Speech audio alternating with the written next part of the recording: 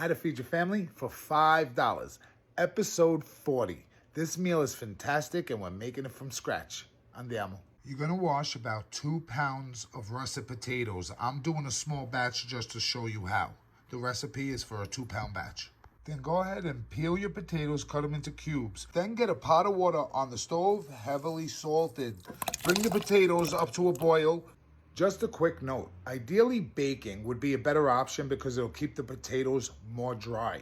Some people don't have access to an oven, and that's okay. So we're gonna boil them, and I'll boil them with you. I let my potatoes boil for about 10 minutes till they were fork tender.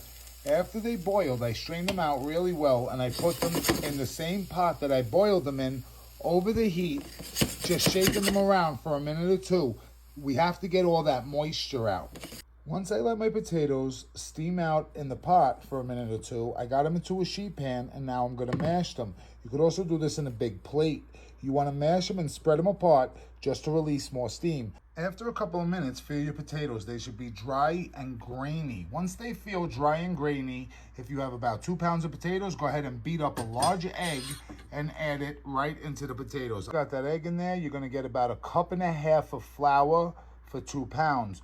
Gradually add it. I don't know why people tell you when you're making gnocchi to add it all at one time. Actually, I'm going to rephrase that. I do know why they tell you to add all the flour at one time, because to them it's easy. After you've done it 100 times, it's easy.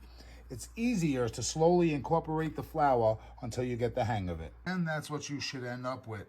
You should be able to put indents of your finger without it coming back. Once you get to this consistency, go ahead and use a bench scraper, a knife, whatever you want, and cut it into portions. And take one of the pieces you cut and go ahead and roll it like a snake. After you went ahead and cut it like a snake, now you're gonna cut whatever size gnocchis you want. Once you have whatever size or however many you need cut, make sure you lightly flour them so they don't stick together. Now you could use the back of a fork.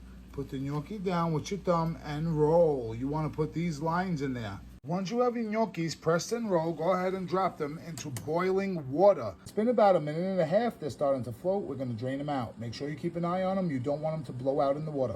My gnocchi strained. This is how I love them. I'm going to warm up about 1 tablespoon or 2 of oil. In about 1 tablespoon of butter. Let that melt. Also going to add 2 cloves of minced garlic. I'm going to mix that around just until the butter melts completely. That butter completely melts, I'm going to hit it with a pinch of salt, as well as just a very small dash of pepper flake. I want it for flavor, not for heat. I'll move that around till that garlic just turns slightly brown. That's that slightly brown I'm looking for. Now I'm going to throw those gnocchis right into the pan, and we're going to saute them. Had them going in my pan for about 2 minutes. I'm going to add some fresh chopped parsley, as well as some grated Parmesan. I'm going to sprinkle this on top. Saute it for just 30-40 seconds, get it in a plate. And there it is. Now it's in a plate. I'm gonna hit it with a little rough chopped parsley, as well as a little more grated Parmesan. Totally up to you, totally optional. And here you go. Homemade gnocchi in less than 40 minutes.